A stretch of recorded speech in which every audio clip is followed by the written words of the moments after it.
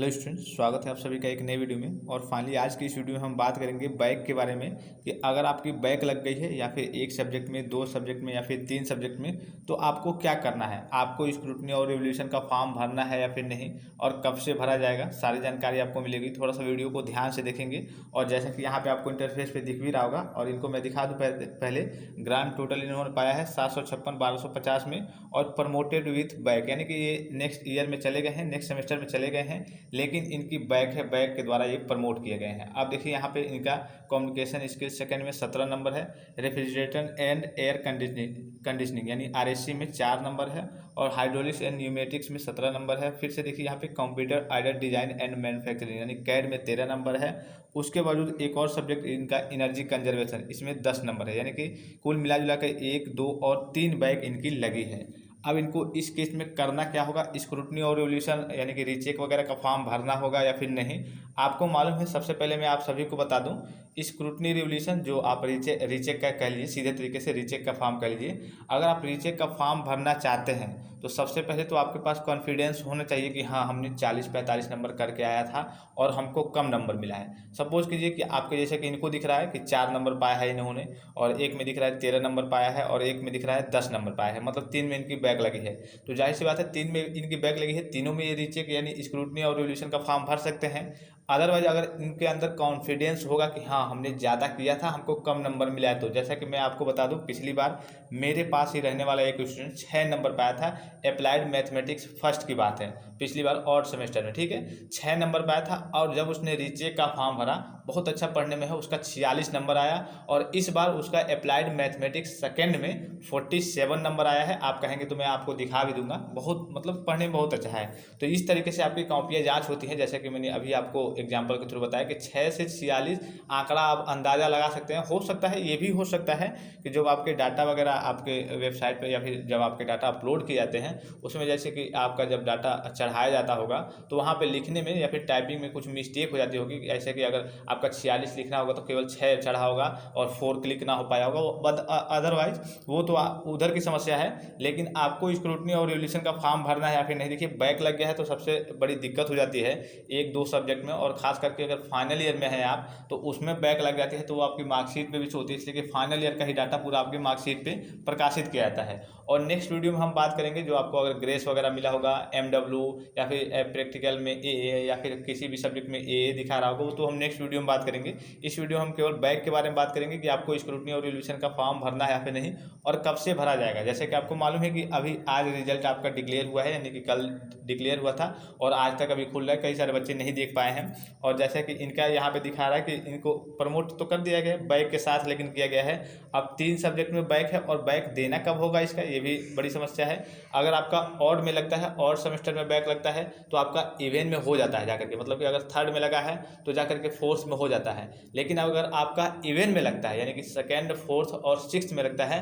तो इवन में ही जाके होगा। यानी कि अगर आपका मान लीजिए कि सेकेंड में लगा है बैक, तो अब फोर्थ में जाके होगा, फोर्थ में लगा है तो सिक्स्थ में जाके होगा, सिक्स्थ में लगा है तो अब अगली बार आपका जब सिक्स्थ का एग्जाम होगा तब होगा। अब देखिए, प्रोसीजर इसमें BTP कभी कभी कुछ चीज़ें चेंज भी करते रहता है, तो जो भी न्यूज़ वगैरह या फिर जो भी अपडेट वगैरह हो सकता है स्क्रूटनी और रिवोल्यूशन को लेकर के या फिर बैक को लेकर के कोई ऑफिशियल अपडेट BTP जारी करे, तो उस हिसाब से आपको टेलीग्राम पे मैसेज मिल जाएगा। सभी बच्चे टेलीग्राम पे ज्वाइन रहेंगे। और आपको आपकी अगर बैक लग गई है तो आपको ज़्यादा घबराने की जरूरत नहीं है।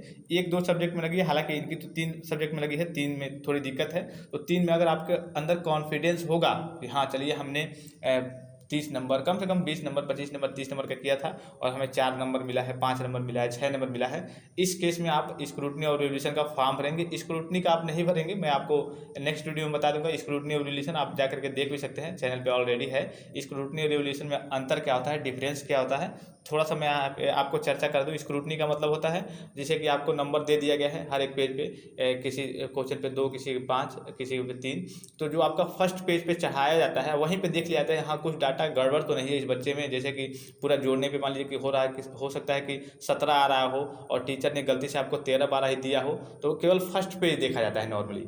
और रिवोल्यूशन का मतलब होता है, मतलब नॉर्मली रिवोल्यूशन कह लीजिए, उसका मतलब होता है जो आपकी पिछली कॉपी जांच हुई है उसको कट कर दीजिए, अब नए सिरे से आपकी पूरी कॉपी जांच की जाएगी और जितना नंबर होगा, मान लीजिए पिछले वाले ने आपको 5 नंबर दिया है तो इस बार नया टीचर समझिए चेक करेगा और वो आपको 10 नंबर 15 नंबर जिस हिसाब से उसको देना होगा वो अपना नया नंबर देगा। ठीक है, तो ये हो गया स्क्रूटनी रिवोल्यूशन के बारे में।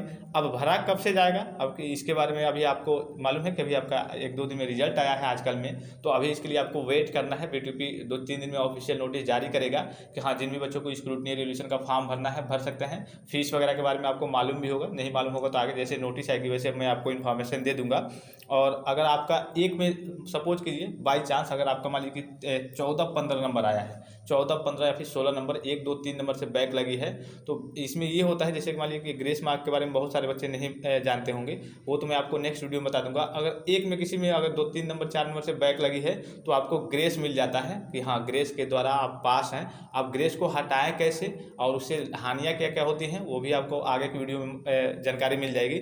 लेकिन अगर आपकी एक में बैक लगी है ओवरऑल, अगर मान लीजिए कि आपका सेकेंड ईयर में है तो थर्ड सेमेस्टर और फोर्थ सेमेस्टर दोनों का रिजल्ट आपका डिक्लेयर हुआ एक साथ, दोनों मिला करके थर्ड सेमेस्टर में भी और फोर्थ सेमेस्टर में भी किसी 2 सब्जेक्ट में बैक लगी है और कम से कम उस बैक को क्लियर करने के लिए आपको 8 से 10 नंबर की ज़रूरत है, तो आपका ग्रेस मार्क दे करके उन दोनों सब्जेक्टों को क्लियर कर दिया जाता है और आपको अब आगे बैक पेपर नहीं देना होता है। तो ये सारी चीज़ें हैं। अगर आपका जैसे कि बैक लग गया है 1 में 2 में अगर लग गया है तो आप स्क्रूटनी और रिवोल्यूशन का फॉर्म भर सकते हैं। जैसे ही ऑफिशियल नोटिस आती है आपको टेलीग्राम पे इन्फॉर्मेशन मिल जाएगी। अच्छा एक चीज़ मैं आप सभी को बता दूं, बहुत सारे बच्चों का, मेरे पास भी कई सारे बच्चे हैं जिनका 17 नंबर या फिर 18 नंबर आया होता है, वो भी सोचते हैं, उनको लगता है कि उन्होंने 40-45 नंबर करके आया था, तो वो भी स्क्रूटनी और रिवोल्यूशन का फॉर्म भर देते हैं। और इस केस में होता क्या है कि उनका और नंबर कम हो जाता है, अर्थात बैक लगा दी जाती है। तो इस केस में आप दिक्कत में पड़ सकते हैं। अगर आपका पास है किसी भी तरीके से 17-18 नंबर आ गया है तो आपको स्क्रूटनी और रिवोल्यूशन की, जहाँ तक मेरा मानना है, स्क्रूटनी और रिवोल्यूशन का फॉर्म भरने की ज़रूरत नहीं है, नहीं तो आपको उसमें बैक भी लगा दी जाती है, नंबर कम भी होते हैं। ठीक है, यहाँ पे इन स्टूडेंट्स का दिख रहा होगा थर्ड सेमेस्टर में भी इनका एक में 0-0 नंबर है, इस तरीके से इनके नंबर आए हैं, तो एक बैक इसमें हो गई है और यहाँ पे आपको 3 बैक इसमें दिख रही होगी। तो इनको स्क्रूटनी रिवोल्यूशन भरने से कोई फ़ायदा नहीं है। जाहिर सी बात है कि 3-4 सब्जेक्ट में बैक लगी है तो इतनों में आप भरेंगे तो कोई फ़ायदा नहीं होगा। 1-2 में फिलहाल आपको लगता है कॉन्फिडेंस है आपके अंदर और 1-2 में लगी है तब कोई दिक्कत नहीं है, तब आप भर सकते हैं। और जैसे अभी मैंने आपको बताया कि नोटिस वगैरह आते हैं तो आपको टेलीग्राम के माध्यम से जानकारी मिल जाएगी। हो सकता है कभी कभी वीडियो वगैरह आपको प्रोवाइड ना कराई जाए बिजी रहने के कारण, तो आपको टेलीग्राम वगैरह पे इन्फॉर्मेशन मिलेंगी। कोई भी डाउट्स है बैक को लेकर के और भी चीज़ों को लेकर के BTP रिजल्ट से, तो आप कमेंट करके बताएं, उस हिसाब से आपको जानकारी दे दी जाएगी। आई होप कि वीडियो आपको इन्फॉर्मेटिव लगा होगा। फिलहाल इस वीडियो में इतना ही, इजाज़त दीजिए, धन्यवाद, थैंक्स फॉर वॉचिंग। मिलते हैं नेक्स्ट वीडियो में।